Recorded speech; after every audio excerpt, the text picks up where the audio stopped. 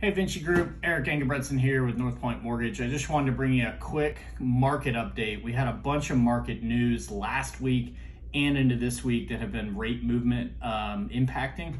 So we've seen rates fall starting last week with some of the labor numbers. So we saw unemployment rise, which the Fed has really been kind of waiting for, is that pain in the market that we see with the labor market. So unemployment rose, job postings have risen. So all that started us last week with improving rates. Into this week on Tuesday, we saw CPI, the Consumer Price Index. Wednesday was the PPI, the Producer Price Index.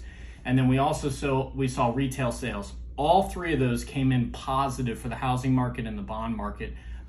Inflation numbers have come down from 3.7 to 3.2 on the overall number. The core number went from 4.1 to 4. Both of those beat expectations, mostly led by energy prices, as we saw energy come down and shelter pricing come down. So all of that has been very kind of not necessarily expected, but we've been waiting for this. And it feels like at this point we have now crested on mortgage rates, hopefully. We saw mortgage rates fall kind of down to that low 7s, even the high 6s, depending on the situation today.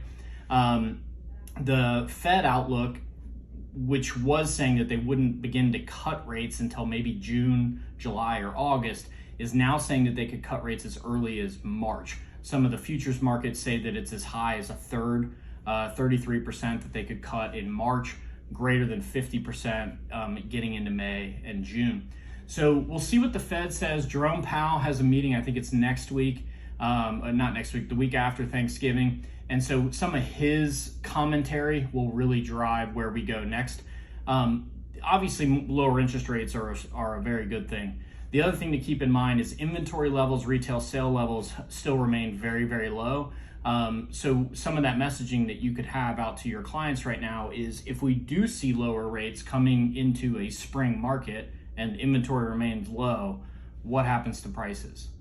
Prices go up. Low inventory, high demand. As interest rates come down, we're going to see demand come back to the market. That's going to cause prices to rise. So now really would be a wonderful time to buy if you believe that that's going to happen, which most of the economists throughout the country believe that that is the case. So if you have any questions on this, feel free to reach out and give me a call at any time, and I hope to talk to you soon. Thank you.